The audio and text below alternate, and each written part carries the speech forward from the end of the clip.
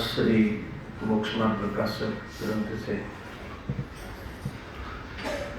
7મા અધિકાર ઉપર આપણે સ્વાધ્યાય ચાલી રહ્યો છે. એમાં વ્યવહારાભાસી મિથ્યા દૃષ્ટિનું સ્વરૂપ એ ટોપિક ઉપર વિચાર કરી રહ્યા છીએ.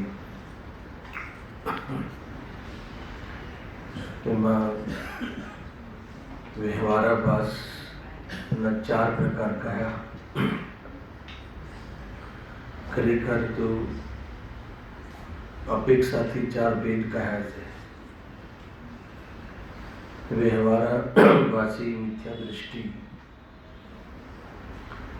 એમાં મોક્ષ માર્ગમાં પરમાત્માની સાથે સહચર રૂપથી જે વ્યવહાર હોય છે અથવા વ્યવહારના વિષયભૂત પૂજા પાઠ ભક્તિ તત્વચિંતન આદિ કાર્ય હોય છે, શુભ ભાવ, અને આત્મદર્શન કરવાના પૂર્વે બી પૂર્વોચ્ચેર પ્રકારના કાર્ય જીવનમાં હોય છે. એ વ્યવહારમાં સંતુષ્ટ કોઈ જીવ થઈ જાય,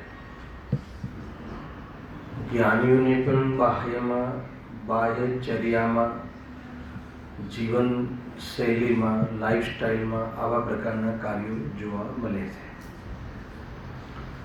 તો કોઈ જીવ એ બાહ્ય કાર્યને જ માત્ર ધર્મ માની લે, સાંભળી લે, અર્થાત એમાં જ સંતુષ્ટ થઈ જાય, એમાં ધર્મનો આભાસ કરી લે, કર્તવ્ય રૂપથી કરે, પરમાર્થની ખબર ના હોય, પરમાર્થ માર્ગ પ્રગટ કરવાનો ઉદ્દેશ પણ ના હોય, એનો એ ધ્યેય પણ ના હોય, ને માત્ર બાહ્ય શુભાદિ કાર્યમાં રાચે, કરવા લાયક માનીને કરે, ધર્મ માનીને કરે, તો એને વ્યવહારાભાસ કહે. આ વ્યવહારાભાસી મિથ્યા દૃષ્ટિનું સામાન્ય સ્વરૂપ. તો પછી એમાં 4 પ્રકાર શું કામ કહ્યા?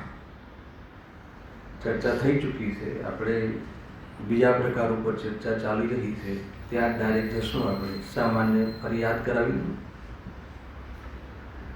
તો 4 પ્રકાર કે આજે વ્યવહાર ધર્મ છે, અર્થાત તો વ્યવહાર કાર્ય છે કે જેને ઉપચારથી ધર્મ કહેવાય છે. એ કાર્ય પરમાર્થ માટે તો કરતો જ નથી.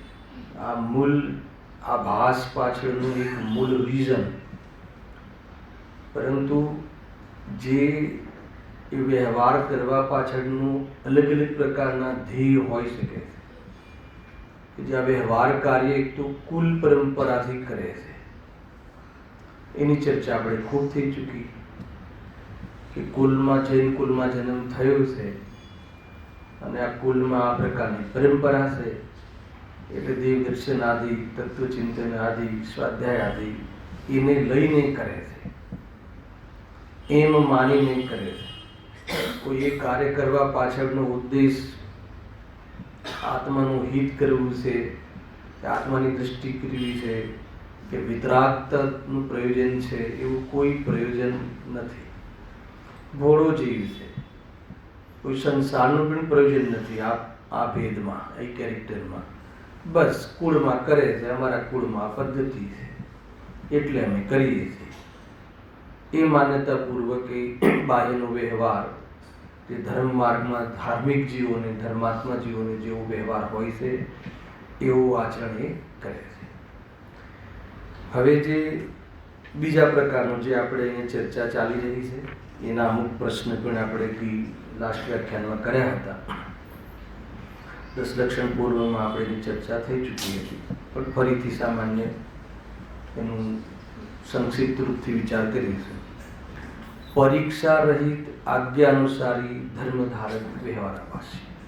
આ વ્યવહારાભાસીનું બીજું પ્રકાર હે ને. પ્રકારનું બે પ્રકાર પાડવામાં કયા આધારે પાડે છે કે એ જે વ્યવહાર આચરણ કરે છે, એ ધર્માચરણ કરે છે, વ્યવહારરૂપ આચરણ જે કરે છે એ કરવા પાછળનું એનું ઉદ્દેશ, એની દૃષ્ટિકોણ શું છે એની ચર્ચા છે. હવે અહીંયા એવું જ કરે છે વ્યવહાર તો જીન આજ્ઞા અનુસાર, ચરણાના યુગમાં કહ્યું છે એ અનુસાર બધું જ આચરણ જેવું ધાર્મિક જીવોને બાહ્ય જીવન હોય છે એ પ્રકારનું જ આચરણ કરે. અહીંયા આ કયા પ્રકારનું છે કે પરીક્ષા રહિત આજ્ઞા અનુસાર, આગમમાં કહ્યું છે, પેલું કુટુંબમાં છે એટલે, હવે આ ભગવાને કહ્યું છે, ગુરુએ કહ્યું છે, એનો આધાર છે. બાહ્યમાં વ્યવહાર અથવા ધર્માચરણ કરવાનો આધાર એને શું છે? આજ્ઞા અનુસાર ભગવંતોએ કહ્યું છે. તો એને લઈને અહીંયા એ આચરણ કરે છે. કોઈ આત્માની દ્રષ્ટિ કરવી છે કે મોક્ષે જવું છે કે વિતરાગ થવું છે કે આ વિતરાગતા આત્માનો સ્વભાવ છે એ પ્રગટ કરવું છે, એના માટે કરીને કોઈ સ્વાધ્યાય કરે કે વેદ જ્ઞાન કરે કે એવું નહીં. બસ આજ્ઞામાં કહ્યું છે, ભગવંતોએ કહ્યું છે, ગુરુએ કહ્યું છે, બસ આનો ત્યાગ કરવો. દર રવિવારે આ સ્વાદ છોડવો, આ સ્વાદ છોડવો. કેમ છોડવો? ગ્રંથતા ઘટાડવી કે છોડવું કાંઈ ખબર નથી. બસ કહ્યું છે ને, જીનવાણીમાં કહ્યું છે કે 7 દિવસના 7 રસ, એક રસનો ત્યાગ કરવો. એટલે એની પાછળ કોઈ વિઝન નથી એમ અહીંયા કહે છે. જો એક આ થઈ ગયેલા છે 3-4 પ્રશ્ન, પણ પરીક્ષા રહિત જે છે ને એ શબ્દ આપણને બહુ ખૂંચે છે કે ભગવાનની આજ્ઞા અનુસાર, આગમની આજ્ઞા અનુસાર આપણે કરીએ છીએ અને તમે કહો છો કે પરીક્ષા કરીને કરવું, તો એ થોડું ખૂંચે છે કે પરીક્ષા રહિત માત્ર ભગવાને કહ્યું છે એટલે કરી દેવું એમ નથી. તો શું ભગવાનની પરીક્ષા કરવી એમ કોઈને સમજમાં આવે છે તો કે રોંગ છે, એમ નથી. પરીક્ષા સહિત પરીક્ષા કરવાનો અર્થ શું છે? કોની પરીક્ષા કરવાની વાત છે હે ને? એટલે એનો અર્થ એ છે કે ખરેખર તો એ ભગવાનની જ આજ્ઞા છે કે પરીક્ષા કરીને માનજે. પહેલા તો એ કહી દઉં તમને હે ને. પરીક્ષા કરવાનો અર્થ શું છે કે સમજીને અમે જે કહ્યું છે, ગુરુ કહે છે કે અમે જે કહ્યું છે, 5મી ગાથામાં તો છે ને, એક જ વિભક્ત આત્માને બતાવીશ, પરંતુ અમે બતાવીએ છીએ એટલે તું માની લેજે એમ કહે. અનુભવ કરીને પ્રમાણ કરજે હે ને. એટલે અહીંયા પરીક્ષાનો અર્થ એક મુખ્ય અર્થ એ છે કે અમે જે પણ કહીએ છીએ એ તું અમે કહ્યું છે એટલે આ વાત સાચી છે એટલા માટે અમે આ એને માની લઈએ છીએ એમ માનવાની વાત નથી. હા, માનવાનું તો આ જ છે. ભગવંતોએ જે કહ્યું છે એ અનુસાર જ આપણે અનુભવ કરવાનો છે. એનું નામ ભગવાનની આજ્ઞા. પણ અનુભવ કરીને પ્રમાણ કરજે. પરીક્ષાનો અર્થ એ છે કે તું એ પ્રમાણે પરિણમન કરજે.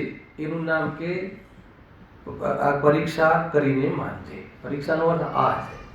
કાંઈ ભગવાને વાત કહી છે સાચી છે કે ખોટી છે એ વાત અહીંયા નથી. અને બીજું કે જે પણ કોઈ તું પ્રયોગ કરે છે, આત્મહિત માટે જે પુરુષાર્થ કરીશ, આત્માના ભલા માટે જે તું પ્રયાસ કરીશ, એ કોના આધારે કરીશ? અનાદિથી તો તું તારી સોચના આધારે કરે છે.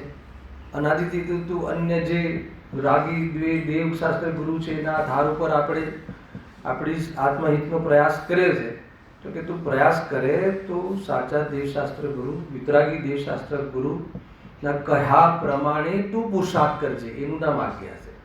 પણ પુરુષાર્થ કરવાની વાત કહી છે. પુરુષાર્થ કર્યા વગર અમારા ભગવાને કહ્યું છે એટલે આમ છે એમ માત્ર જાણકારીમાં જાણકારી રાખવી, એમ માત્ર એ પ્રમાણે જ માની લેવું, એ પ્રમાણે કહ્યા કરવું, અને એમ માનીને પાછું ધર્મ મેં કર્યો એમ માની લેવું, ધર્મનો આભાસ કરી લેવો, એ ન વ્યવહાર આભાસ છે. ભાઈ આપણે સ્વાધ્યાય કરીએ છીએ ને, તો સ્વાધ્યાયમાં સ્વાધ્યાયનું પ્રયોજન નથી, સ્વાધ્યાયમાં વિતરાગતાનું પ્રયોજન છે. જેનું સ્વાધ્યાયમાં સ્વાધ્યાય પ્રયોજન છે, જેને પ્રવચન સાંભળવામાં ને સંભળાવવામાં પ્રવચન સંભળાવવાનું પ્રયોજન છે, ખ્યાલ આવ્યો? તો કહે છે કે એ મિથ્યાદૃષ્ટિ છે, એ સંભળાવવાનો ભાવ પરિગ્રહ છે. ખરેખર તો વિતરાગતાનું જો પ્રયોજન ના હોય, રાગ રહિત થવાનું પ્રયોજન ના હોય જીનવાણી સાંભળવા અને સંભળાવવામાં, તો એ આધ્યાત્મિક આરંભ છે. શું કહ્યું? આધ્યાત્મિક આરંભ છે. અને એ પરિણામને કર્તવ્ય માની લીધું તો મૂર્છારૂપ પરિગ્રહ છે. આ ફિલ્ડમાં આવીને પણ આ જીવ આરંભ પરિગ્રહ પૂર્વક રહે છે અને પોતાને ધર્માત્મા મનાવડાવે છે. આખો વસ્તુ ખ્યાલમાં આવે ને ભાઈ? આધ્યાત્મિક છે આરંભ, પ્રમાદ છે, અને પ્રમાદમાં હિંસામાં પ્રમાદ મુખ્ય છે. જે સટકાઈના જીવોની જે હિંસા જે કહેવામાં આવે છે, અને હિંસામાં એમાં જે પ્રમાદ મુખ્ય છે એ આગમની હિંસા છે. ખ્યાલ? એમાં તો આગમ જનિત હિંસા થઈ ને, જેમ કે સુવાનો રાગ આવ્યો, નિંદ્રાનું પ્રમાદ આવ્યો, તો એમાં આપણે જે મુનિરાજ છે, તો મુનિરાજ તો પડખું બી નથી ફેરવતા, અને એક પડખે યથાયોગ્ય અંતર્મુહૂર્ત લેટે છે, ઊંઘે છે નહીં. ઊંઘવામાં તો ક્ષણોમાં ઊંઘે છે, ક્ષણ જેટલી ઊંઘ હોય, પણ લેટે છે બી યથાયોગ્ય અંતર્મુહૂર્ત, અને એક પડખે લેટે છે. કેમ? કેમ કે જો પડખું ફેરવે તો અનેક જીવ રાશિ પથરાયેલી છે, તો એના પ્રાણઘાતની કિંમત ઉપર એમને આ રાગ પોષવાનું પરવડે નહીં. એટલા માટે એમને હિંસાનો દોષ લાગતો નથી, કેમ કે પ્રમાદ નથી. પછી અહીંયા કઈ હિંસા? આધ્યાત્મિક આરંભમાં. ખ્યાલ આવ્યો? માની લો કે મને શાસ્ત્ર સ્વાધ્યાય કરવાનો કે આ પ્રવચન સાંભળવાનો કે સંભળાવવાનો, એમાં સંભળાવવાનું જ પ્રયોજન હોય તો હું મારા સ્વરૂપ પાસે નહીં પહોંચી શકું, તો હું વેદ જ્ઞાનને નહીં પામી શકું, તો એમાં મારી હર સમયે આનંદની હત્યા થાય છે. એ નિરંતર ભાવ મરણની હિંસા થાય છે. એટલે આધ્યાત્મિક પ્રમાદમાં આત્માની હિંસા છે. ખ્યાલ આવ્યો કે નહીં? અને આગમ અનુસાર પ્રમાદમાં સટકાયેલા જીવોની હિંસા છે. કુલ મળીને તો પરિણામોમાં રાગ દ્વેષ ઉત્પન્ન થવું એ જ હિંસા છે. ઓલી હિંસામાં પણ એ જ નિમિત્ત છે. સામાન્ય કથન કહ્યું, હમણાં 10 દક્ષિણ મહાપર્વે ગયા, આરાધનાના દિવસો પણ ગયા. આરાધનાના દિવસો ગયા કે આવ્યા? એ તો આરાધના એ બધા પ્રસંગો જે પર્વ છે ને, તો જેને આરાધના પ્રાપ્ત સ્ટાર્ટ ના કરવી હોય એને પ્રારંભ કરવી જોઈએ, જેને આરાધના હોય એને વિકાસ કરવો જોઈએ, અને પછી આરાધના ઓર એનો વિકસિત થાય એવી જાતનો પુરુષાર્થ કરવો જોઈએ. ત્યાં બહુ ચાલ્યું દેવલાલીમાં, તો અંતિમ 10 દક્ષિણ પૂર્વના પછી ક્ષમાવાણીનું સામાન્ય પ્રવચનમાં મેં 11મા દિવસનું મહત્વ સમજાવ્યું. ધીમે ધીમે કહેતો રહીશ તમને, જે તેની સ્વીટ મેમરી છે, આવ્યા વગર રહેશે. તો 10 દિવસની અંદર આપણે કાંઈ ના કાંઈ નિયમો કરતા હોઈએ છીએ. જે રૂટીન લાઈફ હોય, જે ભોગનો વિસ્તાર હોય છે, એમાં પ્રાય મર્યાદા કરતા હોય એવું મનોવિજ્ઞાન છે. ભોજનમાં અન્ય પ્રકારના પંચેન્દ્રિયના ભોગ પ્રવૃત્તિમાં આપણે મર્યાદા કરતા હોય. મુખ્ય રૂપથી ભોજનને લઈને ચર્ચાઓ હોય છે. અને 2 ટાઈમ જમવું, 1 ટાઈમ, કે વારંવાર નહીં ભોજન કરવું, કે એ બહુ સામાન્ય સાદા ભોજન લેવા, કે જે બી હોય. તો જે પણ આપણે નિયમો કરતા હોઈએ કરીએ છીએ કે નહીં, પહેલાં કરીએ. પણ 11મો દિવસ આવે તો મેં 11મા દિવસમાં શું હોય છે? પારણું હોય છે. તો મેં પારણાની એક પરિભાષા કરી દે કે 11મા દિવસે પોતાના પરિણામની પરીક્ષા કરવાના પારણા હોય છે. શાનું પારણું હોય છે? 10 દિવસ ભૂખ્યા રહ્યાનું પારણું નથી હોતું.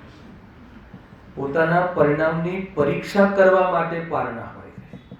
મેં 10 દિવસ જે નિયમ કર્યા, આ કર્યું, તે કર્યું, તો હવે પરિણામોમાં કંઈક મંદતા આવી કે ના આવી, ગ્રહતા ઘટી કે ના ઘટી, હે ને? તો એ ચકાસવા માટે પારણા હોય છે. કે 10 દિવસનું સાટું વાળવા માટે પારણા હોય છે નથી. સામાન્ય એવા ઘણી ચર્ચાઓ થઈ. આધ્યાત્મિક કરતા કર્મ અધિકાર લીધો હતો. ક્યાં હતા આપણે? અહીંયા ક્યાં આવ્યા હતા? પરીક્ષા વાત હતી. પરીક્ષા રહિત જે કહ્યું ને, આજ્ઞા અનુસારી માની લીધું. એ પરીક્ષા કરીને માનવાનો અર્થ એ છે કે બીજી રીતે કોઈ બી ચીજ જે કહી, જ્ઞાનીઓએ આપણને કહ્યું, તો એનો સમજીને સ્વીકાર કરવાનું નામ પરીક્ષા છે. સામાન્ય પહેલા મૂળ તો કહી દીધું, અનુભવ કરીને માનવું જોઈએ, સમજીને વિવેકપૂર્વક માનવું જોઈએ. નહીં, ગુરુદેવશ્રીએ કહ્યું છે એટલે આજ એમ નહીં, બરાબર, એમને કહ્યું છે એટલે એ સત્ય છે.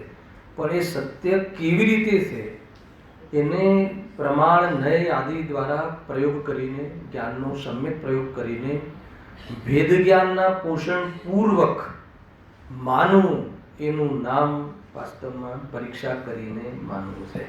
કોઈમાં તત્વની વાત નથી. બાકી જે એ વિતરાગની વાણી છે એ પ્રમાણિક હોય છે, અને એની પ્રમાણિકતા, એનું પ્રામાણ્ય જે છે કે વિતરાગતાનું પોષણ કરાવે છે, એ તો આપણને પહેલા જ અધિકારમાં કહ્યું હતું કે અમે કઈ વાણીને વિતરાગની વાણી માની. અને ઘણા લોકો પોતપોતાના લેબલ મારી દેતા હોય છે. તો એની પરીક્ષા પ્રામાણિકતા, ગ્રંથની પ્રામાણિકતા વાળું સબ્જેક્ટ આગળ ચાલ્યું છે ને, આમાં આવવા વાળો પણ છે. કુલ મળીને આપણે પરીક્ષા પૂર્વક તત્વનો અથવા તો આપણા જીવનનો સ્વીકાર કરવો જોઈએ, આપણા જીવનનું આચરણ હોવું જોઈએ. કે આ જે રાગાદી ભાવોને હે કહ્યા છે, પૂજા પાઠ આદિ ભગવાને સ્વયં એમની પૂજા કરવાના પરિણામને હે કહ્યા છે, તો કેમ કહ્યા છે? હે કહીને શું અમને પાપમાં લગાડવા છે, કે એનાથી પણ કોઈ બીજી ઊંચી જગ્યાએ લઈ જવા છે? આ રીતે વિચાર વિમર્શ કરી અને સ્વભાવની દૃષ્ટિ વિકસે એ પ્રમાણે વેદજ્ઞાનના પોષણ પૂર્વક આચરણમાં પ્રવેશ કરવો, ધર્માચરણમાં, એવું અહીંયા કહ્યું છે. પરીક્ષા રહિત આજ્ઞા અનુસારી ધર્મધારક વ્યવહારાભાસી. અને એક બાજુ કહો છો વ્યવહારાભાસી મિથ્યા દૃષ્ટિ, અને એક બાજુ કહો છો કે ધર્મધારક. ધર્મધારક એટલે અહીંયા કોઈ વિતરાગ ધર્મની વાત નથી. ધર્મ રૂપી આચરણ, બાહ્ય આચરણના ધારક, ધર્માત્મા જેને આચરણ આચરે છે એવા આચરણ કરનાર સામાન્ય વ્યક્તિની વાત છે. કે જેને જોઈને લોકો એને ધર્માત્મા કહે છે, એ આચરણની વાત છે. એ આચરણ ભગવંતોએ કહ્યું છે, આગળમાં કહ્યું છે. એટલા માટે અહીંયા તું સમજ્યા વગર કોઈ બી કાર્ય કરીએ ને તો બોજો લાગે, અને સમજ્યા વગર કરવામાં વિવેક ના રહે, અને નિભાવી પણ ના શકાય. જ્યાં આમાં સમજણ ના આવે, સમજણ અને પાછો સ્વીકાર, બે વસ્તુ. સમજણ પૂર્વક સ્વીકાર, સમજણ જ્ઞાનનો યત્ન છે, સ્વીકાર શ્રદ્ધાની ગર્ભિત શુદ્ધતા છે. અને એના પૂર્વક આચરણ કરવું એ પરિણામોની વાસ્તવમાં ગર્ભિત ચારિત્રની વિશુદ્ધિ છે. અને આ પ્રમાણે વર્કિંગ કરે કોણ? જ્ઞાન. અને જ્ઞાન પોતાના શ્રદ્ધામાં વર્કિંગ કરે અને એ પ્રમાણે આચરણનો આધાર લે, તો એ બધો ઉપચાર રૂપ ધાર્મિક વ્યવહાર છે. એનું મૂળ પ્રયોજન તો રાગનો અભાવ કરવો છે. પ્રગટ શુદ્ધિ એ જ એમનું મૂળ વાસ્તવમાં પ્રયોજન છે. એ પ્રમાણે હવે 2-3 પ્રશ્નો છે જેનો ખુલીને વિચાર થયેલો છે, 2 સ્વાધ્યાય થયેલા છે, પણ હું માત્ર એને વાંચતા આગળ વધીશ અને જે પ્રશ્નથી આગળ વધવાનું છે ત્યાંથી પ્રારંભ કરીશ.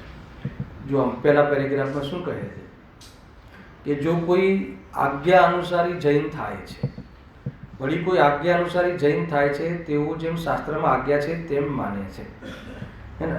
જૈન આજ્ઞા અનુસારી જૈન કોને કહેવાય કે શાસ્ત્રમાં જે કહ્યું છે આજ્ઞા. એક ધ્યાન રાખજો, આજ્ઞાનો અર્થ શું છે કે એમને જે કહ્યું છે એ અનુસાર જ કાર્ય કરવાનું છે, પણ એ અનુસાર પુરુષાર્થ કરીને કરવાનું છે. મેં પહેલાં જ કહ્યું ને કે ભગવાનની આજ્ઞા છે કે હું જે કહું છું ને એ માની લેજે એમ આજ્ઞા નથી, હું જે કહું છું એ પ્રમાણે પુરુષાર્થ કરજે, એનું નામ આજ્ઞા છે. અમે તો એમને પુરુષાર્થ ના ફાવે, આ ભેદ જ્ઞાન ના ફાવે. પ્રભુ આપણું સન્માન એ છે કે આપણે કહ્યું એટલે અમે કર્યું, એમ નથી, એ વિવેક નથી. અહીંયા કહે છે જો શું દોષ આવી જશે, તેઓ જેમ શાસ્ત્રમાં આજ્ઞા છે તેમ માને છે પરંતુ અજ્ઞાની પરીક્ષા કરતા નથી, એટલે એ સંબંધી કાંઈ વિચાર કરતા નથી. એ સંબંધી કોઈ પ્રકારની એક યુક્તિ કે એ પ્રમાણે આ મારા જીવનમાં આ જ માત્ર કરવા લાયક છે, આના આ રીતે જ વેદજ્ઞાન કરીને જ પોષણ થઈ શકે છે સ્વભાવનું, એવી જાતિનો કોઈ પણ વિચાર કર્યા વગર સ્વાધ્યાય કરે છે, ચિંતન મનન કરે છે, ગાથાઓનો પાઠ કરે છે, કરાવડાવે છે અને બહુ જ સૂક્ષ્મ ખુલાસા બી કરે છે, હે ને. ભગવાનની વાણી છે એ ઘેર પહોંચવી જોઈએ એવી ભાવના તો કરે છે, પણ એમાં મારે અનુભવ કરવો જોઈએ એ ચૂકી જાય છે. એ ચૂકીને તું લાખ મંદિર બનાવ કે કરોડો પ્રતિમા બિરાજમાન કર તો એનાથી કોઈ લાભ થતો નથી. ના ખ્યાલ આવે? કઈ લાભ નથી થતો. એને કોઈ એમ કહે તો શું સમજવું? કોઈ લાભ નથી થતો. દુકાન આદિ ચલાવીએ એના કરતા તો આ સારું ને. તો કે પહેલા તો તને આશ્રય ભાવ હતો, હવે તો તને આશ્રય તત્વ સંબંધી ભૂલ છે એમ ખ્યાલ આવે. કેમ કે તું એની પાછળ કાંઈ અપેક્ષા રાખે છે, કામના રાખે છે, અને એ પણ લૌકિક કામના રાખે છે તો સાવ ગયો, હે ને. અને સ્વભાવને પામવામાં માર્ગદર્શન નિમિત્ત રૂપે છે એમ રાખે છે તો વ્યવહારમાં ઘણા છે. પણ ભગવાન મોક્ષ પમાડશે, વ્યવહાર પરમાત્માને બતાવે, પમાડે નહીં. બતાવે પણ ન જોવે તો વ્યવહાર પણ નહીં. દરેક વસ્તુ બરાબર સાચવીને સમજવી. વ્યવહારને શું કામ છે? પરમાર્થને બતાવે, પરમાર્થને પ્રેરે. પરમાર્થને પ્રેરે એ વ્યવહાર, પણ પ્રેરિત ના થાય, ખ્યાલ આવ્યો? તો બતાડે છે એવો વ્યવહાર પણ એને નથી. ખ્યાલ આવે ને? એ પ્રમાણે ભાઈ જે કાર્ય આપણે પૂજા કરીએ છીએ તો પૂજા કેમ કરીએ છીએ એની ખબર હોવી જોઈએ. પૂછજો પોતાને કે હું આજે સવારે પૂજા કરી 12 વાગે 11 વાગે પૂજા કરીએ છીએ ને આપણે રવિવારે બધા યુવા વર્ગ જેવી, તો એ કાલે પૂજા કરશો ને ભાઈ, તો પૂજા કરો તો પહેલા એક પ્રશ્ન પૂછજો કે આટલા રવિવારથી જે પૂજા કરી તો આપણે પૂજા કેમ કરીએ છીએ, એ પ્રશ્નનો ઉત્તર લઈને પછી પૂજાનો પ્રારંભ કરજો. જરા પણ અવિનય નહીં થાય ભગવાનનો. ખ્યાલ કે નહીં? જરા પૂછજો ને, ક્યાં પ્રોબ્લેમ છે? તમને સંકોચ થતો હું આવીને પૂછી લઈશ. એને પૂછજો. જો એક બાજુ તમે કહો કે પ્રેરણા આપો છો કે બધા ભેગા થાવ, પૂજન કરો, પણ પૂજન કરાવવાનું મારું પ્રયોજન નથી. તમને પૂજનમાં લગાવી દેવાનું માત્ર પ્રયોજન નથી. પૂજા કરાવીને શું કરવાનું છે એ જ ખબર ના હોય, એ પૂજામાં પૂજા કરવાની હોય કે નહીં. પૂજા સ્વાધ્યાય, પૂજા માધ્યમ છે, પૂજા અવલંબન છે. નિરાવલંબન સ્વભાવના ગુણગાન કરે છે પૂજામાં, એટલે પૂજામાં આવી છે. અને નિરાવલંબી સ્વભાવને અમે અનુભવ કરવા માગીએ છીએ, પર્યાયમાં પ્રગટ કરવા માગીએ છીએ. એટલે ભગવાન તમારી સામે આવીને તમારા ગુણોનું અને ગુણાનુવાદ કરીએ છીએ અને અમારા દોષોની નિંદા કરીએ છીએ. ગુણ દોષોનો વિભાગ ખ્યાલમાં આવ્યો છે, એટલે દોષો પરથી દૃષ્ટિ મટાડવાનો અમારે અવસર આવ્યો છે. અને દોષો પરથી દૃષ્ટિ મટતા દોષોના ભાવનો પ્રારંભ થાય છે. પ્રભુ કે ભગવાન બનવા સિવાય મારું બીજું કઈ પ્રયોજન નથી. હલાવી કે નહીં? આ હોવું જોઈએ. અગર જો આ જવાબ બી કહી દીધો ભાઈ મેં તમને, કદાચ કોઈને આ પ્રયોજનથી બેસવું આવવું, એ સિવાય બીજું પ્રયોજન જેને સ્ટાર્ટ કરાવ્યું છે લીડર આપણા મિત્ર છે, એને આપણને 2-4 વાર ફોન કરે છે તો આપણે જવું જોઈએ, એને ન જઈએ તો સંકોચ થાય, જવું જોઈએ, સામે મળે તો શરમ આવે, તો કે એનાથી કાંઈ નહીં થાય, એનાથી કાંઈ નહીં થાય. એટલી દરિદ્રતાથી ભગવાનની સામે આવે એ વ્યક્તિ તો ભગવાનનો અભિનય સિવાય બીજું કાંઈ નહીં કરે. દરિદ્રતાનો માર્ગ નથી, બહુ વિચાર કરવા જેવું છે. આમ છે જો એ તે છે જો આજ્ઞા જ માનવી ધર્મ હોય તો સર્વમતવાળા પોતપોતાના શાસ્ત્રની આજ્ઞા માની ધર્માત્મા થઈ જાય છે.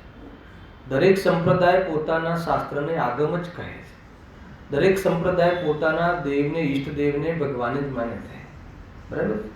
હવે જો એ એમની આજ્ઞા અનુસાર જે પણ કોઈ કાર્ય કરે, રાગના પોષણનું કાર્ય કરે તો બી રાગના પોષણનું કાર્ય કરે, ત્યાં એમના સંપ્રદાયમાં રાગના પોષણની આજ્ઞા હોય કે ના હોય, સમજાવવાની જરૂર નથી. 5મો 6ઠ્ઠો અધિકાર ચાલી ગયો.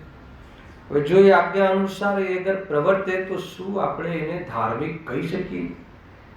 તો કે ના કહી શકીએ. એટલે આજ્ઞા અનુસાર પ્રવર્તવાનું નામ અગર જો ધર્મ હોય, ભગવાને કહ્યું એ પ્રમાણે પ્રવર્તવું નામ અગર જો ધર્મ હોય, તો હર સંપ્રદાયના પોતપોતાના ભગવાન કહે છે. એટલે હર કુટુંબના પોતપોતાના દેવતા હોય છે કે નહીં? આવડી નવો રોગ છે. હર કુટુંબને પોતપોતાના એક દેવતા હોય છે અને હર કુટુંબમાં દરેક મેમ્બરના પોતપોતાના એક પ્રિય ભગવાન હોય છે. તમને નહીં ખ્યાલ હોય? ખ્યાલ? સારી વાત. અને આવું કંઈ છે નહીં ને? હા. અગર જો એના અનુસાર, અગર એની આજ્ઞા અનુસાર જો અગર ભાઈ અમને અમારા ભગવાને આમ કહ્યું છે તો અમે બી તો જ્ઞાની, તમે તમારા ભગવાનનું માનો, અમે અમારા ભગવાનનું માનીએ છીએ. તો કહે છે કે ભાઈ પહેલા ભગવાનનું, દેવશાસ્ત્ર ગુરુનું સ્વરૂપ આવું છે. રજનીભાઈ આ વાત બહુ ખુલી હતી, હમણાં ક્યાંક વાત નીકળી હતી કે તત્વનો બહુ ખુલાસો કરે છે. સાંભળજો. દેવલાલીમાં કોઈ ગ્રુપ આવ્યું હતું અન્ય જગ્યાએથી પૂજા કરવા આવે દિલ્હી, બીજે ઉતરેલું હતું. તો મને જિજ્ઞાસા થઈ કે કોણ છે, આપણે પ્રવચનમાં દેખાતા નથી ને આટલું મોટું ગ્રુપ આવી રહ્યું છે કે નહીં, માને છે તો આજ તત્વની ચર્ચા પણ આ કરે છે અને અન્ય જગ્યાએ પણ જાય છે. બીજા મંદિર છે એમના શ્વેતંબર આદિના, એમાં પણ દર્શન કરે છે. અને તત્વ તો આપણા જેવું જ કહે છે. મેં કહ્યું કે અગર જો તત્વ આપણા જેવું જ કહે તો દેવશાસ્ત્ર ગુરુ સંબંધી ભ્રમ ના હોવો જોઈએ. કેમ કે 7 તત્વમાં જે મોક્ષ તત્વ છે ને એ ભગવાન છે. આપણા જે ભગવાન છે કયા તત્વ છે? મોક્ષ તત્વ. હવે જો 7 તત્વની વાત બરાબર કરે અને અન્ય ભગવાનોને પૂજવાનો ભાવ આવે તો એને માત્ર જાણકારી તો છે પરંતુ શ્રદ્ધાન નથી. કયું શ્રદ્ધાન? બાહ્ય શ્રદ્ધાન પણ નથી. એટલે ગુરુદેવશ્રી પહેલા કહે કે દેવશાસ્ત્ર ગુરુનું શ્રદ્ધાન, વિતરાગી દેવશાસ્ત્ર ગુરુનું શ્રદ્ધાન સૌથી પ્રથમ પ્રકરણ છે મોક્ષ માર્ગમાં. નિમિત્તનું યથાર્થ જ્ઞાન, માર્ગદર્શક યથાર્થ હોવા જોઈએ, એની જે ચોઈસ છે એ યથાર્થ હોવી જોઈએ. માર્ગદર્શકની ચોઈસ કરવા માટે આપણે સ્વતંત્ર છીએ. શું કહ્યું?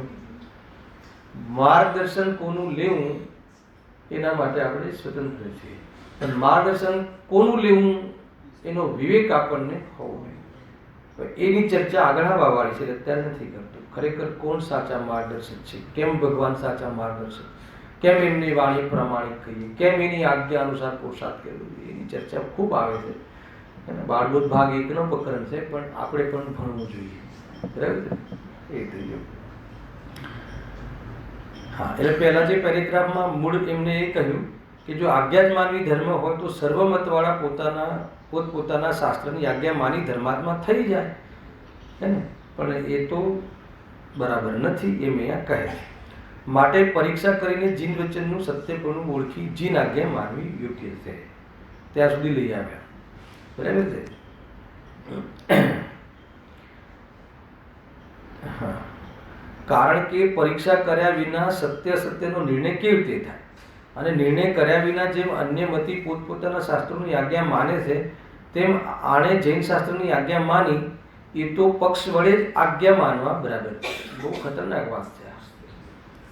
ભલે આપણે જે માનીએ છીએ સત્ય હોય, ભલે જે આપણે માનીએ છીએ સાચું હોય, પરંતુ પરીક્ષા કર્યા વગર માનીએ તો પક્ષરૂપથી માન્યું કહેવાય, તો એનું નામ મિથ્યાત્વ છે. એને શુદ્ધ લઈને પણ પક્ષરૂપથી જો માનવામાં આવે, ખ્યાલ આવ્યો? ક્ષણિકનું ક્ષણિક તરીકે પર્યાયનો સ્વીકાર કરવામાં ન આવે તો કહે છે એ પણ મિથ્યાત્વ છે. અને આપણા ભગવાન મહાવીર, આપણે ભગવાન કોણ છે ભાઈ?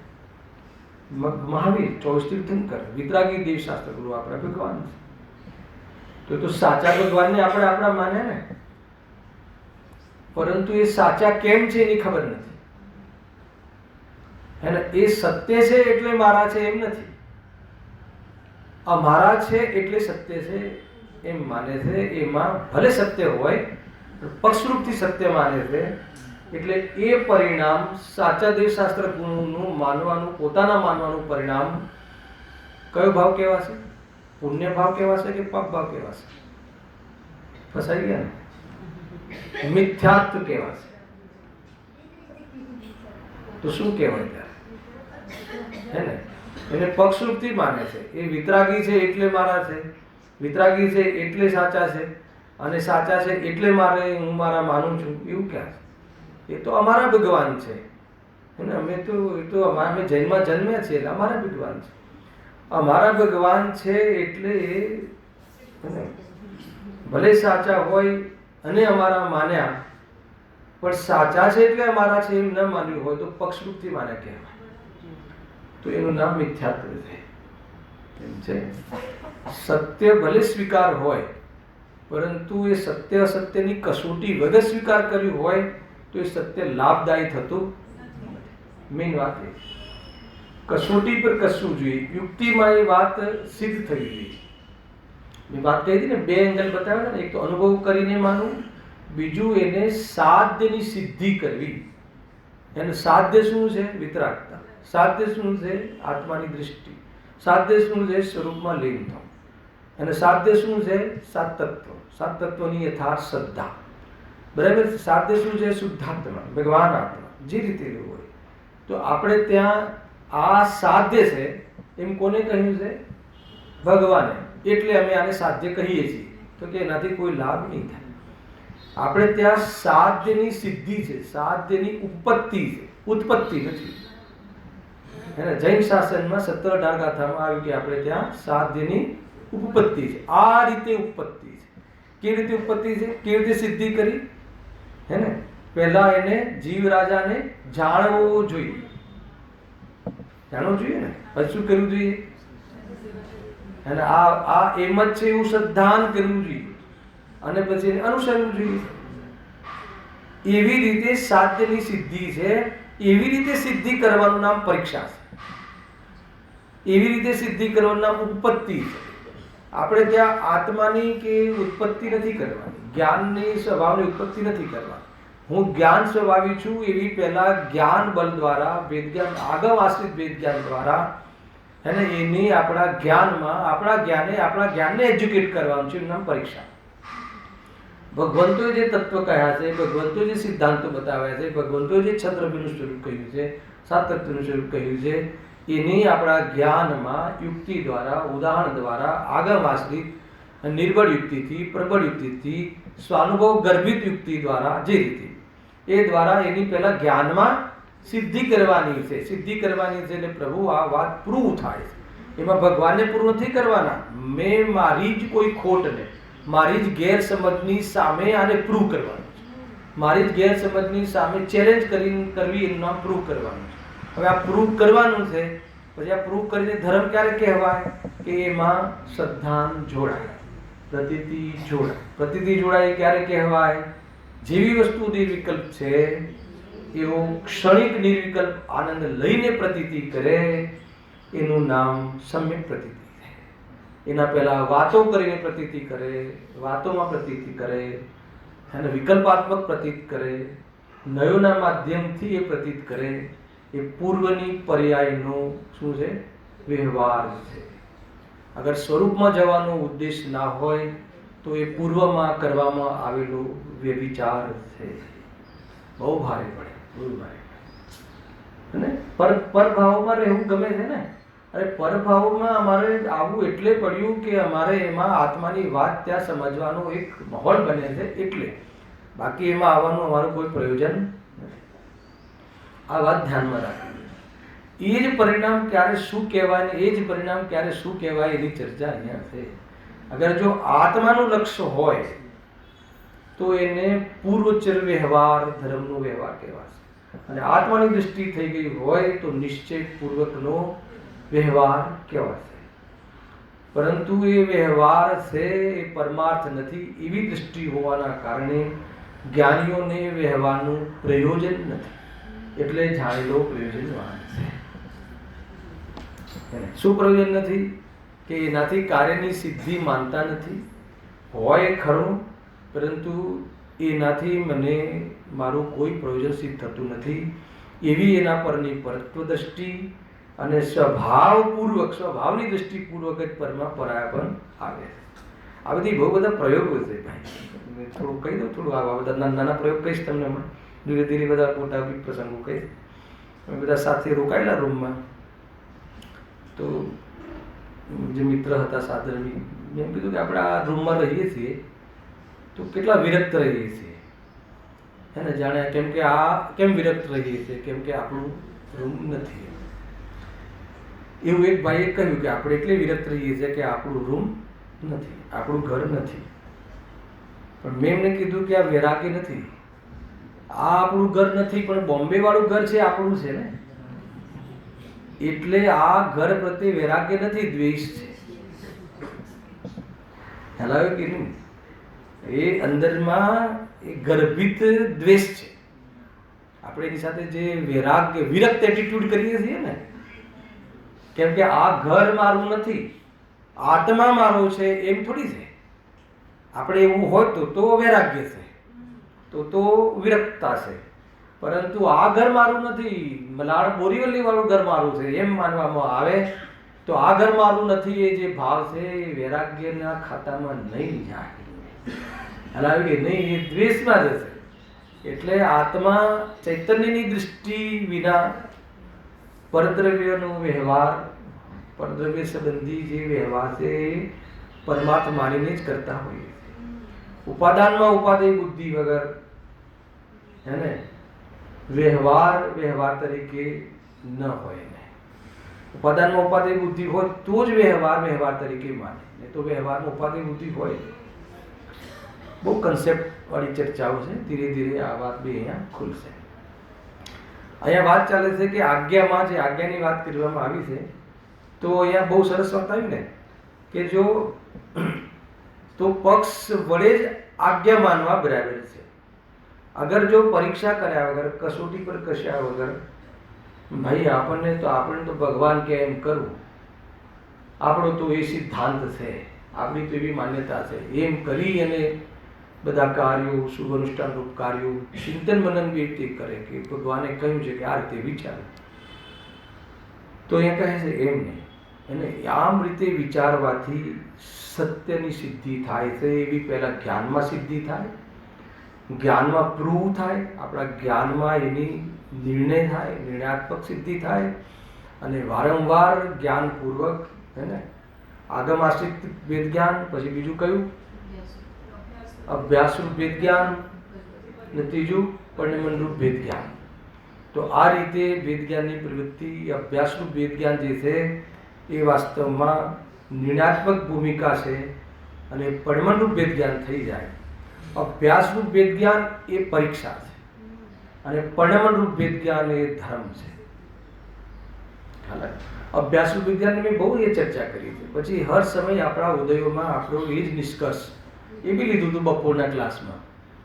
વિચારીને વગર વિચારે એકમાત્ર આ જ ગોલન હોવું જોઈએ એમ સોગાનજી સાહેબ કહે છે 250 નંબરના બોલ પર. એ લીટી પર જ સ્વાધ્યાય ચાલે. વિચારીને ચિંતનમાં કે વગર ચિંતવન. વગર ચિંતવનની પણ આ જ ગોઠન ચાલે. વગર ચિંતવનમાં તો સમજમાં આવે. અચ્છા, વગર ચિંતવન એટલે વિતરાગતાની વાત છે. વગર ચિંતવન એટલે જ્યારે તત્વનું ચિંતન ના ચાલતું હોય ત્યારે શું ચાલતું હોય? ના પડે પેલા એક તો કહો. જ્યારે આ તત્વનું ચિંતન ના ચાલતું હોય ત્યારે છદ્મસને બીજું કયું ચિંતન ચાલતું હોય? ભોગોનું, વ્યવહારનું, વેપારનું, પરનું, કસાયોનું, કસાય જેની પ્રવૃત્તિ એ જ ચાલતું હોય ને. તો એ કહે છે કે ચિંતવનમાં ને વગર ચિંતવનમાં પણ આ જ ગોઠન હોવું જોઈએ. તો વગર ચિંતવનમાં કેવી રીતે રહે? તો અભ્યાસરૂપ વેદ્યા. ત્યાં અભ્યાસરૂપ વેદ્યાને જોડ્યું, નિમિત્ત ઉપાદાનની ચિઠ્ઠીમાંથી જે ગર્ભિત સૂત્રતા જે કહીને જે ચોભંગી એના આધાર ઉપર જોડ્યું. અને એ રીતે વગર ચિંતવને જે પણ વગર ચિંતવનમાં બી વગર ચિંતવનમાં એને અબુદ્ધિપૂર્વકનો પેટનો પુરુષાર્થ હોય છે. ખ્યાલ આવ્યો કે ને? એ શ્રદ્ધા જનિત હે ને પુરુષાર્થ હોય છે. અને ચિંતવનમાં જ્ઞાનનો યત્ન હોય છે. અને વગર ચિંતવનમાં પક્ષ બનતો હોય છે. ગુરુદેવ શ્રી આ શબ્દમાં વલણ બનતું હોય છે. ખ્યાલ આવ્યો ને? એ આખી ચર્ચા બહુ જ સારા પેકેજમાં વિસ્તારથી ત્યાં ચાલી. ખ્યાલ આવ્યો? એ રીતે છે. બહુ બહુ અદ્ભુત વસ્તુઓ વિચાર કરી હતી. જ્ઞાનીઓએ બહુ કહ્યું છે. આપણે સાંભળવું નથી એ વાત જુદી છે. શું કહ્યું? જ્ઞાનીઓએ બહુ કહ્યું છે. એ સારું નથી લાગતું, આપણે સાંભળવું નથી. એમ કહું ને કે જ્ઞાનીઓએ બહુ કહ્યું છે, આપણે તો માત્ર સાંભળવું જ છે. એનો અર્થ શું? હા, એનો અર્થ કે પરીક્ષા એ કસોટી પર આપણને મૂકવા નથી. એ કસોટી પર આપણો ભાવ મૂકવો નથી. અને આપણે તો સ્ક્રિપ્ટ પ્રતિક્રમણ કરવું છે. ના ખ્યાલ આવે? આપણે પ્રતિક્રમણ કર્યા કે ના કર્યા સમીરભાઈ? અહીંયા કયું કર્યું? સ્ક્રિપ્ટેડ પ્રતિક્રમણ. હું બહુ રજડ્યો, હું બહુ આથડ્યો, મેં આ કર્યું, પણ એને સ્ક્રિપ્ટ વાંચી જઈએ. એ ઠીક નથી ને. ઠીક છે, એક પ્રેરણા માટે એક સામૂહિક આયોજન કરીએ છીએ, પણ પ્રતિક્રમણ તો આપણને અભ્યાસરૂપ વિજ્ઞાનમાં જે આપણે આ કસોટી પર ભગવંતોએ કહ્યું છે કે આ કષાયોમાં સુખ છે, આ ભોગોમાં સુખ છે, તો પછી આપણને તો સુખનો ભ્રમ કરીને ભોગવીએ છીએ. તો એક કોઈ જીવ જગાડે છે તો ભોગોમાં કયું સુખ મળ્યું? આકુરતા તો છે, ભોગોમાં પરાધીનતા તો છે. પ્રભુ કહે છે બરાબર તો છે. એ પોતાના પરિણામોને કસીને કસોટી પર કસીને સ્વીકાર કરવો, એનું નામ અભ્યાસરૂપ વેદ જ્ઞાન, એનું નામ પેટનો પુરુષાર્થ, એનું નામ બાહ્ય યત્ન, એનું નામ અંતર્જલ્પરૂપ યત્ન. અને એના માટે બાહ્ય શાસ્ત્ર સ્વાધ્યાયમાં આવવું એ બાહ્ય યત્ન. પણ આ છતાં પણ આ પરમાર્થથી ધર્મ નથી, ધર્મ માટેનું વાતાવરણ છે. જો આ આપણને પકડીમાં નહીં આવે તો એ બધા પ્રસંગોમાં ધર્મનો ભ્રમ કરીને વ્યવહારાભાસી મિથ્યા દૃષ્ટિ નામ ધરાયા વગર નહીં રહે. બરાબર છે કે નહીં? ભાઈ બહુ સાવધાન રહેવું જોઈએ. હર ચીજનો કેમ કરીએ છે એટલો તો વિવેક રાખો. હું તો ઘણી વાર એમ કહું છું કે આપણે કેમ ખાઈએ છીએ એની ખબર નથી. હું તો ઘણી વાર એમ કહું છું કે આ લગ્નમાં નાચીએ છીએ તો કેમ નાચીએ છીએ એ ખબર નથી. અને મંદિરમાં કેમ નાચીએ છીએ એની વાત નથી કરતો હું. એ તો ખબર જ નથી કેમ નાચીએ છીએ, હે ને? એટલા માટે જ લગ્નના નાચ મંદિરમાં આવવા લાગ્યા. કેમ નાચીએ છીએ એ જ ખબર નથી. આપણે શું કામ, મતલબ શું કરીએ છીએ, એ શું કામ કરીએ છીએ એકવાર વિચાર જ નથી. ટૂંકમાં આપણે આપણો વિચાર જ કરતા નથી. આપણે તત્વોનો તો વિચાર કરીએ છીએ, પણ આપણે આપણો વિચાર કરતા. એનું નામ છે વ્યવહારાભાસી. માત્ર તત્વોનો વિચાર કરવો, પણ આપણો વિચાર ના કરવો, હે ને? આપણા માટે વિચાર ના કરવો, આપણા જ્ઞાને આપણી શ્રદ્ધામાં વર્કિંગ ન કરવું, આપણી મિથ્યા શ્રદ્ધાને ચેલેન્જ ન કરવી, તો માત્ર સંભળાવવું અને સંભળાવવા માટે અને ભગવંતો પાસે જવું. તો કહે છે કે એ બધા જ પરિણામ સામે જશે. બોલવું સારું નથી લાગતું. ખ્યાલ આવે કે ભાઈ આપણા વ્યવહાર, આપણા ધાર્મિક વ્યવહાર આભાસ ન કહેવાય એના માટે આપણે જિમ્મેદાર છીએ. એની જિમ્મેદારી આપણા પર છે. આપણા વ્યવહારના મિથ્યાત્વ ના પામે એના માટે આપણી જિમ્મેદારી છે. આપણે સાવધાન રહેવું જોઈએ. પરમાર્થ વગર બધું નકામો છે. ખ્યાલ આવે? ડબ્બામાં હીરો ક્યારે રાખવાનો ના હોય ને રાખ્યો ના હોય, પરંતુ હીરાની ડબ્બી બધાના ઘરે આવી જ હોય છે. તો આપણે લાવીને મૂકી દેવી ટેબલ પર, તો કમસે કમ લોકોને લાગે કે અમને ત્યાં હીરો છે. શું કહ્યું? શું કહ્યું? એનું નામ વ્યવહારાભાસી મિથ્યા દ્રષ્ટિ. ના ખ્યાલ આવે? હીરાનું પેકિંગ ખ્યાલ આવે? હીરો કોઈ કરોડનો હીરો હોય તેના માટે સ્પેશિયલ પેકિંગ હોય, અને એ પેકિંગમાં હીરો રહેતો હોય અંદર. પણ આપણે ન એમાં મૂકવો હોય કે ન એમાં છે કે ન મૂકવો હોય, તો પછી શું કામ લાવો ડબ્બી? હા, એટલા માટે લાવીએ છીએ કહું, એટલા માટે લાવીએ છીએ કે ઘરે કોઈ ડબ્બી જોયે ને તો એમ લાગે કે અમને ત્યાં હીરા છે. એટલા માટે ડબ્બી રાખવાનું કારણ હોય એનું નામ વ્યવહારાભાસી. હવે કઈ ડબ્બી ને કયો વ્યવહાર બધું તમે ગોઠવી દેજો. બરાબર કે નહીં ભાઈ? બહુ વિચાર કરવા લાયક બાબતો છે. એમ છે બહુ એક આત્માનું પ્રયોજન, એક આત્માર્થ સિવાય બીજું નહીં. મનરોગ જે પણ કાંઈ પ્રભુ બુદ્ધું કહે તો બી સમજવું આત્માના હિત માટે. પ્રભુ ભગવાન આત્મા કહે તો બી સમજવું આત્મહિત માટે, આત્માની દૃષ્ટિ માટે. હવે એમાંથી આત્માની દૃષ્ટિ કેવી રીતે કરવી જોઈએ જ્યારે બુદ્ધુ બી કહે છે ત્યારે એ સંબંધી પ્રમાણ નય દ્વારા એને સમજવું, એનું અર્થઘટન કરવું, એનું નામ સ્થૂલ રૂપથી પરીક્ષા કરવી. નહીં અમને તો પેલી કથામાં તો અમને 4 વાર 8 વાર ભગવાન આત્મા કહ્યું છે, હે ને? તેથી શું? અરે એમને ભગવાન આત્મા કહ્યું છે તો ભગવાન આત્મા હું કેમ છું એનો વિચાર કરે કે ના એ તો ભગવાને કહ્યું છે ને. તો ભગવાને ભગવાન જોયા છે, એનાથી ભગવાન નહીં બનાય. ભગવાને આપણને ને સર્વને ને સ્વયંને ભગવાન જોયા છે, એનાથી તો એ ભગવાન બન્યા છે. પણ આપણને ભગવાન ભગવાન જોવે છે, એનાથી ભગવાનપણું પ્રગટ નહીં થાય. સ્વયં પોતાને ભગવાનને ભગવાન તરીકે એને પૂરી કસોટી પર કસીને અનુભવ કરીને અનુભવશે કે જોશે તો પર્યાયમાં ભગવાનપણું આવશે. એટલું બધું ચક્કર ભગવાને આપણને ભગવાન કહી દીધું છે ને, ભગવાનને આપણને શુદ્ધ કહી દીધું છે ને, ભગવાને આપણને બધું કરવાનું કહ્યું છે ને. ભગવાને કાંઈ નથી કહ્યું, ભગવાન કાંઈ કહેતા જ નથી. હાલાકી કે નહીં, ભગવાન તો સ્વયંમાં મસ્ત છે. આપણને એ જોઈને એક આત્મા આટલું મસ્ત રહી શકે છે એ તો વિચાર કરવો જોઈએ કે કેવી રીતે રહેવાય. આ રીતે ભગવાનના દર્શન કરવા જોઈએ, નિહાળવા જોઈએ ભગવાનને. ખ્યાલ આવે કે નહીં? પોતાને છોડીને અમને, પોતાને ભૂલીને સિમંદર ભગવાનના દર્શન પણ અમને એને વાસ્તવમાં અસહ્ય છે. કેવી રીતે? પોતાને ભૂલીને કેવી રીતે સમજવું? હવે એના પછીનો એક પ્રશ્ન છે, એ થઈ ગયેલો છે. અત્યારે આપણી પાસે 10 મિનિટ છે, સારરૂપથી લઈ લઈએ.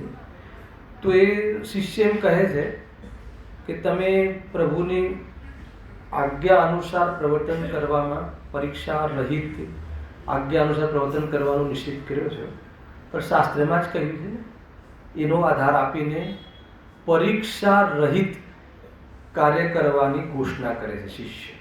ટૂંકમાં એ પરીક્ષા કરવાનો નિષેધ કરે છે. આ કહીને જો તો શાસ્ત્રમાં 10 પ્રકારના સમ્યક્ત્વમાં આજ્ઞા સમ્યક્ત્વ કહ્યું છે ને, માર્ગ સમ્યક્ત્વ, બીજ સમ્યક્ત્વ, વિસ્તાર સમ્યક્ત્વ, 10 પ્રકાર છે. જોઈ લેજો. 9મા અધિકારમાં છે સમ્યક્ત્વના ભેદ. એમાં કહ્યું છે સૂત્ર સમ્યક્ત્વ, અને એક એમાં આજ્ઞા સમ્યક્ત્વ પણ કહ્યું છે. તો પ્રભુની આજ્ઞા માનવાનું નામ સમ્યક્ત્વ, એમ એને અર્થ કાઢ્યો. એમ નથી, પ્રભુની આજ્ઞા પ્રમાણે અનુભવ કરવો એનું નામ આજ્ઞા સમ્યક્ત્વ છે. એનું નામ તું તારી રીતે પોતાને માનવું એનું નામ સમ્યક્ત્વ નથી. પ્રભુએ જે રીતે તારું સ્વરૂપ કહ્યું એ રીતે પોતાને અનુભવ કરીને એ સ્વરૂપને પોતાનું માનવું એનું નામ પ્રભુની આજ્ઞા માની કહેવાય. એમાં આજ્ઞા ભગવાનની જ હોય છે. આજ્ઞા એટલે માર્ગદર્શન. ભગવાન કોઈ આપણને આદેશ નથી આપતા, એમને તો બોલવાની પણ ઈચ્છા નથી. ઈચ્છા રહિત વાણી કરે છે, ખ્યાલ આવે કે નહીં? એ રીતે છે. જો પછી બીજું શું આપે છે? આજ્ઞા વિશે ધર્મ ધ્યાનનો ભેદ કહ્યો છે. પ્રભુએ ચિંતન કરવાનું, હે ને, આજ્ઞા કહી છે ને, એને એક જ જગ્યાએ એકાગ્ર થવાનું કહ્યું છે ને, એટલે કે આજ્ઞા થઈ ને. તથા નિશંકિત અંગમાં જીવ ચિહ્ન સંશય કરવાનો નિષેધ કર્યો છે. સમ્યક દ્રષ્ટિને નિશંકિત અંગ હોય એટલે શંકા તો કરવી નહીં, એટલે પરીક્ષા કરવાનો અર્થ તો શંકા કરવી થઈ, તો કે એ જ ભૂલ છે તારે. પરીક્ષા કરવાનો અર્થ શંકાની વાત નથી. પરીક્ષા કરવાનો અર્થ છે કે વાસ્તવમાં વિચાર અને વિવેક કરીને માનો. બસ ભૂલ ત્યાં પડી ગઈ. એને પરીક્ષા પ્રધાની ધર્મ છે. પરીક્ષા પ્રધાની એ છે કે આ અંધશ્રદ્ધાનું કાર્ય નથી. અને ભગવાન કહે છે એમ તું માનીને બેસી જઈશ તો લાભ નહીં થાય. એ રીતે ઠીક નથી. તે કેવી રીતે છે? તો અહીંયા બહુ સરસ વાત કરી છે. અહીંયા આજ્ઞાનો અર્થ કરવામાં આવ્યો છે કે ભાઈ એટલો જ આજ્ઞાનો અર્થ છે કે ભગવાને જે કહ્યું છે ને એ પ્રમાણે તારે કામ કરવાનું છે. ખાલી ભગવાને કહ્યું છે, મેં સાંભળ્યું, રોજ સાંભળું છું અને એ વાત સાચી છે માનું છું, એનું નામ સમ્યક દર્શન નથી. આપણું સમ્યક દર્શન કેવું છે? ભગવાને જેવું કહ્યું છે, જે કહે છે હું રોજ સાંભળું છું, રોજ સાંભળું છું પ્રભુભાઈ, અને એ જે કહ્યું છે ને એ વાત સાચી છે એવું પણ માનું છું. ઊંઘમાં બી પૂછો તો કહી દઈશ કે ભગવાન સાચું જ બોલે, કે આવું માનું છું. બોલો મને સમ્યક દર્શન છે કે? આનું નામ સમ્યક દર્શન છે. પૂર્વ ભૂમિકામાં આ વાત સાચી છે, ભગવાને કહ્યું છે વાત સાચી છે. ભગવાને કહ્યું છે તો પછી એ પ્રમાણે કરવાનું કે નહીં કરવાનું? કે નહીં સાહેબ ખાલી માનવાનું? નહીં સાહેબ ખાલી જાણવાનું.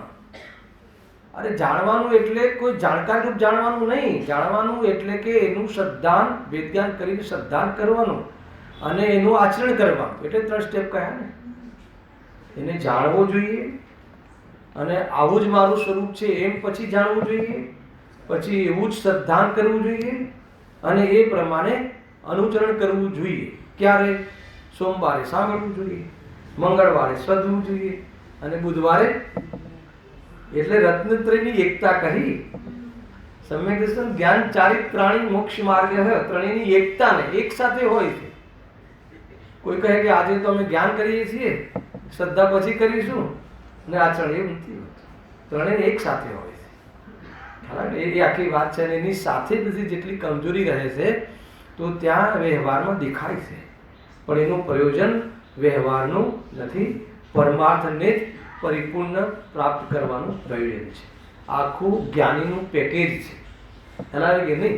આપણને કોઈ એમાંથી એકને મુખ્ય કરીને પછી બાકી બધું નહીં. જો જ્ઞાની પણ કરે છે, જ્ઞાની પણ કરે અને જ્ઞાની પણ પૂજા કરે છે, એટલે આપણે પણ પૂજા કરવી. અમારી પૂજાને તમે મિથ્યાચારિત્ર કહો છો, એમની પૂજાને વ્યવહાર ધર્મ કહો છો. અમે કાંઈ નથી કહેતા, એ તો જ્ઞાની જ કરી છે. રાઈટ? કે આમ શું કામ કહ્યું છે એ વાત આપણને ખબર હોવી જોઈએ. એ છે. જો શાસ્ત્રમાં કોઈ કથન તો એવા છે કે જેની પ્રત્યક્ષ, હવે જો કેમ આજ્ઞા માનવી જોઈએ? પ્રભુની આજ્ઞા કેમ માનવી જોઈએ? અથવા આજ્ઞા માનવાનો અર્થ ખ્યાલ આવે પ્રફુલભાઈ? એટલે એમના માર્ગદર્શન હેઠળ જ આપણા રત્નત્રયનો પુરુષાર્થ કરો, એ અનુસાર. એમાં આધીનતા નથી. ખ્યાલ આવે? એમાં એ તો એ માર્ગદર્શન મળ્યું, હવે કામ મારે સ્વતંત્ર રીતે કરવાનું છે આ રત્નત્રય રૂપી. બરાબર છે? પણ હવે કેમ? એ જ કેમ એ કહે. શાસ્ત્રમાં કોઈ કથન તો એવા છે કે જેની પ્રત્યક્ષ અનુમાન આદિ વડે પરીક્ષા કરી શકાય છે. હે ને? કયા કથન? અધ્યાત્મના, સાતત્વના, છદ્રવ્યના, સ્વપરના. એને તો આપણે પ્રત્યક્ષ અનુમાન આદિ વડે એને તો સ્વાનુભવ કરીને આપણે એને એ પરીક્ષા કરી શકાય છે. તથા કોઈ કથન એવા છે કે જે પ્રત્યક્ષ અનુમાન આદિ ગોચર નથી. જે મતલબ કે કોઈ એવા બી કથન છે, કંઈ એવા બી વર્ણન છે, જેમ કે મેરુ પર્વત છે, એનું જે માપ છે કે એનું આટલા આયોજન માપ છે કે આટલી ગણનાનું ગણિત છે કે બધું જે પડે છે એ શું કહે છે કે પ્રત્યક્ષ અનુમાન આદિ ગોચર નથી. આ સ્વરૂપ બતાવી દીધું. એવા અપ્રયોજનભૂત તત્વો એવા અનેક છે કે જે આપણે, હવે માનો કે એક ટીપામાં પાણીના એક ટીપામાં કેટલા જીવ છે? અસંખ્યાત. હે ને? અર્ગણ પાણીના, જે પાણીને અર્ગણ છે, જે છાન્યું નથી, એ પાણીના એક ટીપામાં અસંખ્યાત જીવ છે. નહીં, પહેલાં અમને બતાવો. પ્રૂવ કરો. તો કે ત્યાં પ્રૂવ કરવાનું નથી, ત્યાં માની લેવાનું છે કે પ્રૂવ નહીં થઈ શકે. કેવલ જ્ઞાન થશે ત્યારે પ્રૂવ થશે. એના માટે તારે કેવલ જ્ઞાન કરવું પડશે, હે ને? અને કેવલ જ્ઞાન માટે તારે પહેલા આત્માને અનુભવ કરવો પડશે. એટલે કે એ અપ્રયોજનભૂત છે. એ તો માત્ર આપણી આચરણમાં વિવેક આવે એ અનુસાર એનો વિશ્વાસ કરવો જોઈએ. જો આપણે હું શુદ્ધાત્મા છું, હું ત્રણેય કાળે શુદ્ધ છું, હું પરિપૂર્ણ છું, ભગવાનની એ વાત પર તો વિશ્વાસ કરીએ છીએ, પણ ભગવાન એમ કહે છે કે એક ટીપામાં એને અસંખ્યાત જીવ છે, એની શ્રદ્ધા નથી કરતા. ના ખ્યાલ આવે? તો આપણે ભગવાનની એક વાત માનીએ છીએ અને એક વાત નથી માનતા એવું કહેવાય કે એકે નથી માનતા એવું કહેવાય? એકે નથી માની, એ તો આપણી રુચિ અનુસાર આપણે એને માનીએ છીએ. આપણને આ બધું બહારમાં આ શું પાણીને ગળવું ને આ કરવું તે કરવું, એના કરતાં આપણે તો શુદ્ધાત્મા છીએ, આમે આત્મા કરી શકતો તો નથી કાંઈ. તો ભાઈ આત્મા પરદેવીનું ખરેખર કાંઈ કરી શકતું નથી, પણ ભાવ તો કરે છે ને, અને અજ્ઞાનપૂર્વક કરે છે. શુદ્ધાત્માની દૃષ્ટિ થાય એ રાગ આદિના કરતા બનીને નથી કરતા, ખ્યાલ આવે કે નહીં? પરંતુ એ ભાવ એમને એમની ભૂમિકામાં હોય છે. ઘણી બધી બાબતો છે. જો શાસ્ત્રમાં કોઈ કથન તો એવા તેથી તે આજ્ઞા વડે જ પ્રમાણ થાય છે. કયા અપ્રયોજનભૂત જે બાબતો છે તો આજ્ઞા પ્રમાણે પ્રમાણ થાય છે. હવે સાંભળજો, હવે જ્યાં જુદા જુદા શાસ્ત્રોમાં જે સમાન કથન હોય તેની તો પરીક્ષા કરવાનું પ્રયોજન જ નથી. જુદા જુદા એટલે અન્ય સંપ્રદાયની ઓરથી વાત કરી છે પંડિતજીએ, કે જે અનેક બીજા સંપ્રદાયમાં અને આપણામાં તો ઘણી જગ્યાએ કેટલાક સમાન કથન હોય, ત્યાં બી 5 પાપો કરવાનું નિષેધ છે, આપણે ત્યાં બી 5 પાપ કરવાનું નિષેધ છે, એવું દયા પાડવાનું ત્યાં પણ છે, આપણે ત્યાં બી દયા પાડવાનું કહે છે. તો એવું કેટલીક ચીજો તો સમાન હોય છે, એની તો કોઈ પરીક્ષા કરવાની નથી. પણ જે કથનનો પરસ્પર વિરુદ્ધ હોય તેમાં જે કથન પ્રત્યક્ષ અનુમાન આદિ ગોચર હોય તેની પરીક્ષા કરવી જોઈએ. બરાબર છે? હવે કયા કથન વિરુદ્ધ છે? કે માન લો કે ત્યાં દયા પાડવાની તો ત્યાં પણ કહી, અને દયા પાડવાની આપણને પણ કહી છે, આપણા શાસ્ત્રમાં પણ કહી છે, પણ ત્યાં દયા પાડવાનું નામ ધર્મ કહે છે, એનાથી મોક્ષ કહે છે, અને તું અનેક જીવોને બચાવી શકે છે એમ કહે છે. અહીંયા કહે છે કે તું દયા પાડવાનો ભાવ તો તું કરે છે, પણ તું કોઈની દયા પાડી શકતો નથી. તું રક્ષાનો ભાવ તો તું કરે છે, પણ રક્ષા કરી શકતો નથી. અને રક્ષા કરવાનો ભાવ આવે છે એનાથી મુક્તિ નથી, અને રક્ષા કરવાનો ભાવ આવે છે એનાથી મુક્ત થવાનું છે, અને તું એનાથી મુક્તિ માને છે. ના ખ્યાલ આવે? આવે છે કે નહીં? તો કહે કે એ અંતર છે, એ અંતર તો પરીક્ષા કરીને જ પ્રમાણ કરો. કઈ રીતે પરીક્ષા કરશું? તો બચાવી જુઓ ને, કેટલા જીવ બચાવી શકો છો? કોની રક્ષા કરી શક્યા? આજે રક્ષા કરી શક્યા હોત, કોઈને મતલબ કે જીવન બચાવી શક્યા હોત, તો આજે આપણે દાદા પરદાદા ગયા હોત અહીંયાથી, બધા અત્યારે હોત હાજર. કોઈ ચાહે તો કહે છે કે સંભવ નથી. હા, બચાવવાનો રાગી છું ને, તો પ્રભુ બચાવવાનો રાગ તો આવે છે. અને રાગથી કોઈ પદાર્થનું પરિણમન નથી થતું, પણ રાગમાં રાગ થાય છે ને એનું ફળ દુઃખ છે. પ્રભુ આજે ખબર પડી, અને અમને પ્રત્યક્ષ ખ્યાલમાં આવે છે. ત્યાં એક પ્રશ્ન આવ્યો હતો એક બહેનનો, કોઈ પ્રશ્નને જ એક આખું રાખેલું કે અમને પરમાં સુખ, રાગમાં સુખ કેમ લાગે છે, દુઃખ કેમ નથી લાગતું? એનો જવાબ આપો. હું કેવી રીતે કહું કે અમને રાગમાં, મેં કીધું જો રાગમાં દુઃખ લાગે છે, દુઃખ છે, પણ તમને નથી લાગતું એટલા માટે અધિકાર લખ્યા છે. હવે હું તમને હાલ સિદ્ધ કરી બતાવું. હવે તમારી દીકરી બીમાર પડે, બેન હતા, તમારી દીકરી બીમાર પડે તો એ બીમાર પડે છે એટલે દુઃખ થાય છે કે એના પ્રત્યે રાગ છે એટલે દુઃખ થાય છે? અચ્છા, તમે દુઃખ કરશો તો એની બીમારી મટશે કે નહીં મટે? તમે એના પ્રત્યે રાગ રાખો છો તો રાગથી દુઃખ થશે, એની બીમારી નહીં મટે, હે ને? તમારું રાગથી દુઃખ મટાડવું હોય તો તમે રાગ મટાડો. હેલો, એટલા માટે તમને રાગ સુખરૂપ ક્યાં લાગે? હવે મેં જે તમને રાગ કહ્યો સુખરૂપ છે કે દુઃખરૂપ છે, કે રાગના કારણે તો દુઃખી થવું જોઈએ, તો બધી સુખરૂપ ક્યાં લાગે છે? ખ્યાલ આવે? ના ના, પણ આપણું કર્તવ્ય તો છે. હા, તો કર્તવ્ય છે તો એનાથી શું કરી લીધું? તમે દુઃખી થઈને દુઃખી જોઈને દુઃખી થઈ શકો છો, પણ એનું દુઃખ લઈ શકતા નથી. ખ્યાલ આવે? એટલે હવે આ દુઃખી થઈ શકીએ, દુઃખી જોઈએ છે, એને જોઈ જોઈને દુઃખી થઈ શકીએ છીએ. તો કેમ દુઃખી થઈ શકીએ છીએ? કેમ કે એના પ્રત્યે રાગ છે, રાગ મટાડો. એ ઘણી બધી બાબતો કહી હતી અને ચર્ચામાં આ પ્રશ્ન આપણે ઉતાવળ નથી કર્યો. કાલે આનું સામાન્ય સાર લઈને આગળની ચર્ચા કરીશું. સહજાનંદી